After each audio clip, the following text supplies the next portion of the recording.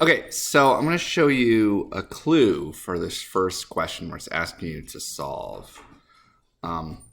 One thing to look at is I've got two parts of this sort of factored form. I've got this first factor. It should be pretty easy to figure out what goes here because I'm trying to get this to equal 0. So figuring out what number would have to go here is pretty easy. Now this second part is a little trickier. It's a quadratic, so you basically have two choices. This is just like finding the roots. You could either factor, draw your little box and factor, find the factors and figure out what the roots are.